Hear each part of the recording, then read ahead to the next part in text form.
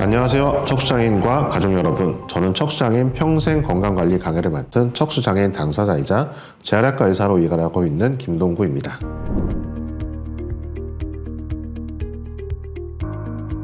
사단법인 한국척수장애인협회는 척수장애인들의 권익을 보호하고 배변함으로써 척수장애인이 동등한 기회와 권리를 가진 사회의 주류로 지원하기 위해 2004년에 설립되어 현재까지 다양한 활동을 해오고 있습니다. 그 일환으로 2021년에 제작된 척수장애 아는 만큼 행복한 삶 강의에 이어서 2022년 척수장애인의 건강 증진을 위해 계획된 본 재활 교육 콘텐츠를 제작하게 되었습니다. 척수손상 직후 다양한 재활을 하는 것도 중요하지만 우리가 어떻게 건강관리를 하며 10년을, 20년을, 30년을, 평생을 얼마나 더 건강하게 살아가냐도 몹시 중요한 부분입니다. 오늘 강의는 꼭 알아야 할 응급상황과 건강관리법에 대해 두 파트로 나눠 준비했습니다. 파트 1에서는 척수장애인이 겪는 응급상황과 파트 2에서는 주요 건강관리를 알아보도록 하겠습니다. 그 후 본 강의의 참고서적을 소개해드리고 마무리할 예정입니다. 자, 그럼 본격적으로 강의를 시작해 보겠습니다. 먼저 척수장애인이 겪는 응급상황 탑5를 살펴보겠습니다. 자, 첫 번째로 가장 많이 묻는 질문입니다. 머리가 깨질 듯 아파요. 자, 머리가 깨질 듯 아픈 상황이 지속된다면 아주 위험한 상황이 될 수 있습니다. 자율신경계 과반사증, 즉 자율신경 이상반사증일 경우가 높습니다. 보통 흉수 6번 이상 손상의 척수장애인에게 나타나며 여러 원인이 있지만 흔하게는 방광에 소변이 가득 찰 때 혈압이 오르면서 머리가 깨질 듯 아프고 얼굴이 붉어지는 현상입니다. 자, 이런 상황이 발생했을 경우에 혈압을 낮춰주기 위해서 환자를 앉혀 머리를 심장보다 높게 해주고 꽉 조이는 옷을 풀어줍니다. 그 후 무엇보다 원인이 되었던 소변을 최대한 빨리 빼주는 것이 중요합니다. 이 외에도 대변, 상처, 욕창 등 다른 원인이 있었다면 그 원인을 빨리 해결해 주는 것이 중요합니다.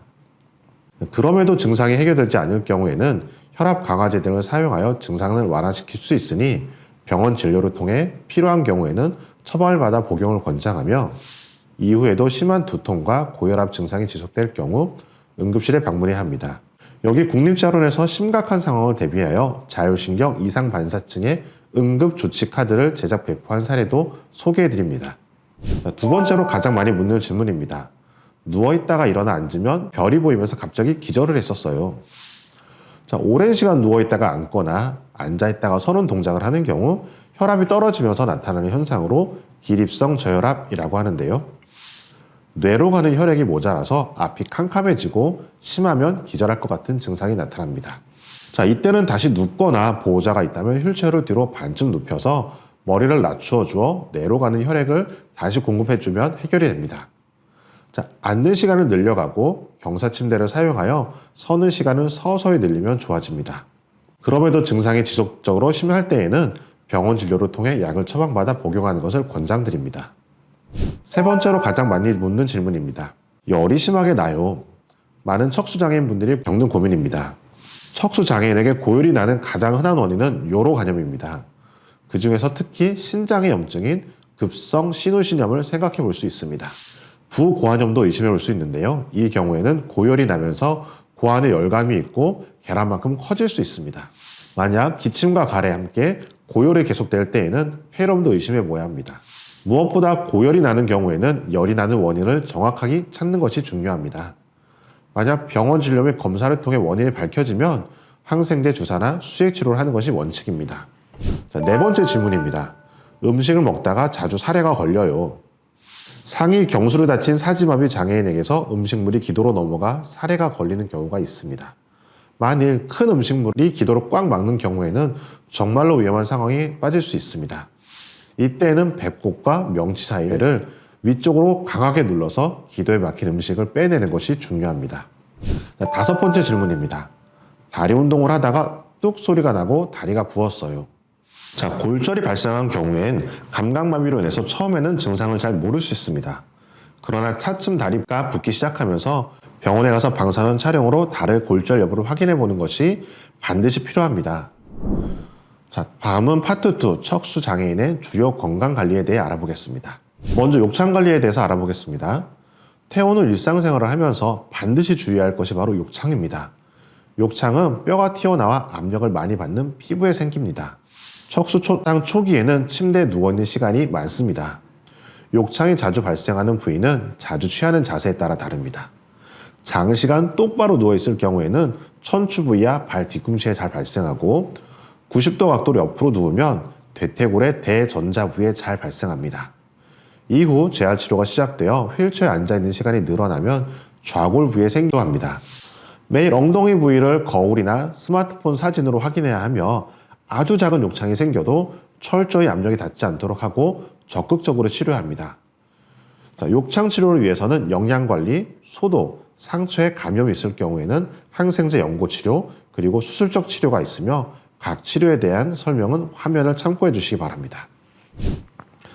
다음으로 방광관리에 대해 알아보겠습니다.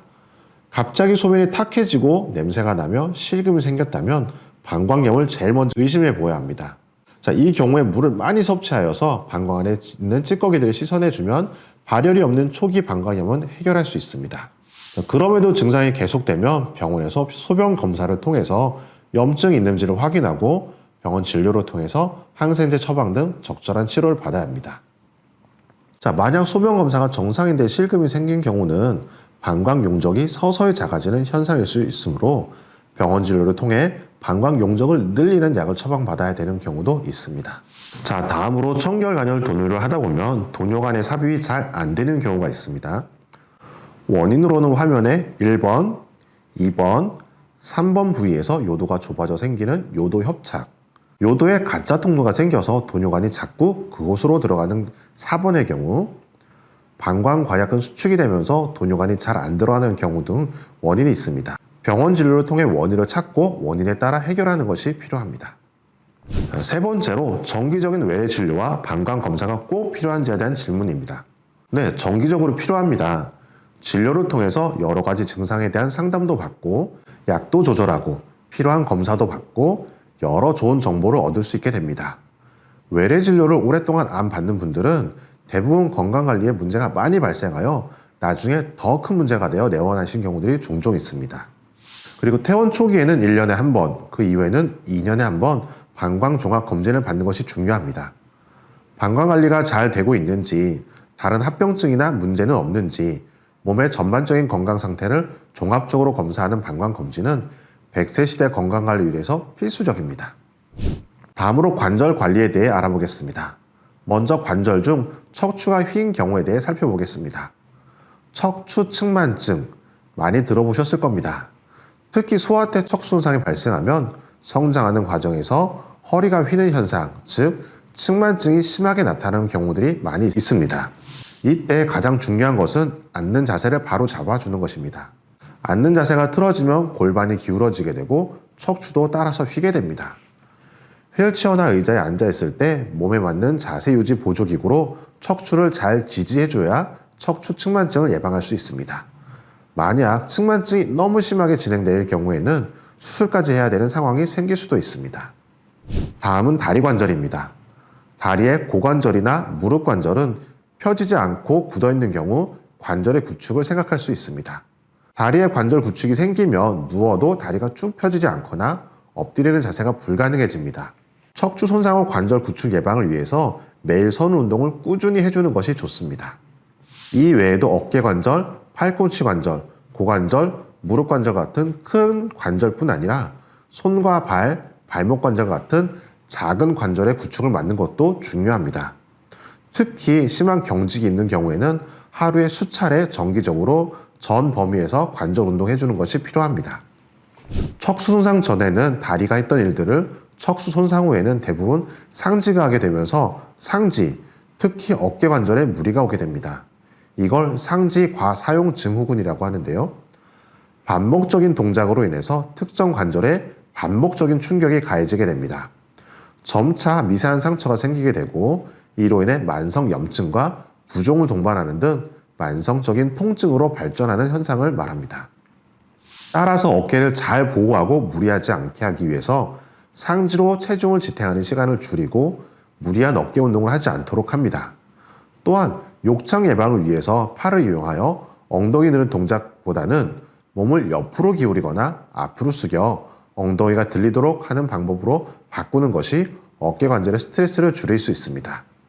그리고 어깨 뒤쪽의 근육을 강화시켜주면 어깨의 앞뒤 근육을 균형 잡게 잡아줄 수 있으므로 어깨 통증을 예방할 수 있습니다. 어깨 뒤쪽 근육을 강화하는 운동으로는 노 젓는 운동, 탄력 밴드를 앞에서 뒤로 당기는 운동, 팔을 돌리는 운동 등이 도움이 됩니다. 경수손상 장애인들은 앉아있을 때 자신의 배가 유난히 많이 튀어나와 있는 것을 보고 속상해하는 경우가 있습니다. 실제로 복부 비만일 수도 있지만 단순히 배의 근육, 즉 복근이 마비되어 튀어나와 보이는 경우가 많습니다. 쌀을 쌀통에 담아두면 모양이 잘 유지되지만 쌀자루에 담으면 아래로 축 처지는 것과 같은 이유입니다. 즉 복근이 있는 척수장애인들은 복근이 몸통의 모양을 유지해서 배가 나오지 않지만 복근이 없는 경수손상 장애인들은 배 속의 장기들이 아래로 몰리면서 배가 올챙이 배처럼 튀어나오는 것입니다. 척수 손상 후 체중 관리가 힘든 분들을 위해 추천되는 효과적인 방법은 다음과 같습니다. 각각의 세부 상황에 대해 자세히 알아보겠습니다. 첫째, 술을 삼가합니다. 술은 열량이 매우 높고 술 안주도 열량이 높은 음식이 많습니다. 둘째, 밤에는 음식물을 섭취하지 마십시오. 저녁 식사 후 야식은 피합니다. 셋째, 물을 충분히 드십시오. 물은 최고의 음료입니다. 척수 손상 후 충분한 물을 섭취하는 것이 방광염 예방과 신진대사에 중요합니다. 다만 탄산음료는 제한하는 것이 좋습니다. 넷째, 천천히 드십시오. 식사 시간은 적어도 20분 이상 되도록 천천히 섭취합니다. 포만감이 뇌까지 전달되는 데에는 시간이 생각보다 오래 걸립니다. 다섯째, 식탁 외에서는 드시지 마십시오. TV 시청, 책 읽기, 이야기하기 등 다른 일을 하면서 드시지 마십시오. 마지막으로 주 3회 30분 이상 땀이 날 정도의 운동을 하는 것이 필요합니다. 서는 운동, 휠체어 밀기, 코끼리 운동, 핸드사이클, 맨손 체조, 탄력 밴드를 이용한 운동, 수영, 휠체어 스포츠, 탁구, 배드민턴, 휠체어 럭비, 노젓기 등 다양한 운동을 통해 열량을 소모하는 것이 중요합니다. 자, 다음으로 체온 조절 장애에 대해 알아보겠습니다. 경수손상 장애인은 자율신경계 조절 기능이 저하되어 체온 조절이 잘 안됩니다. 여름에는 너무 더워서 체온이 올라 얼굴이 쉽게 빨개지고 날씨가 조금만 시원해져도 추워서 견디기 힘들 수 있습니다. 여름에 더울 때는 주변의 온도에 따라 체온이 시시각각 바뀌는데 경수손상 장애인들은 에어컨을 사용하여 큰 도움을 받을 수 있습니다. 또한 땀을 배출하는 능력이 떨어지므로 스프레이로 얼굴에 물을 뿌려주고 바람을 쐬어주는 것이 도움이 됩니다. 가을부터 추워지기 시작하면 내복을 미리 입어서 보온해주는 것이 필요합니다. 자, 다음으로 척수장애인과 술의 유혹에 대해 알아보겠습니다. 척수장애인들 중에 술을 많이 마시는 사람들이 있습니다. 이야기를 들어보면 대개는 술을 마시면 통증이 없어지고 걱정도 사라지고 변비도 해결되어 너무나 좋다고 하는 것. 습관적으로 술에 취하면 자신의 삶을 놓아버리고 용기 있게 살아나가고자 하는 의지를 잃어버리게 됩니다. 또한 욕창 관리를 못하여 욕창이 심해지고 영양 섭취의 불균형으로 영양 문제가 생기며 알코올이 간세포를 파괴하게 됩니다. 습관적이고 중독적인 음주는 척수장애인의 인생을 망칠 수 있는 위험한 일이니 주의하여야 합니다. 자, 이렇게 오늘 척수장애인이 겪는 응급 상황과 주요 건강관리에 대해 간단히 알아보았는데요. 더 많은 정보는 척수장애 아는 만큼 행복한 삶이라는 책에서 확인하실 수 있습니다. 이 책은 한국척수장애인협회, 대한척수학회, 대한재활의학회가 공동 저자로 참여하여 척수장애인과 가족들을 위한 길라잡이로 활용할 수 있도록 하였습니다. 이 책은 온라인에서 쉽게 찾아볼 수 있는데요. 사단법인 한국척수장애인협회 중앙회 홈페이지에 접속하시면 화면과 같이 바로가기 버튼을 보실 수 있습니다. 이 버튼을 누르시면 이북으로 별도의 다운로드 없이 편하게 읽어보실 수 있습니다. 오늘 함께 살펴본 내용이 여러분의 일상에 도움이 되기를 바랍니다. 감사합니다.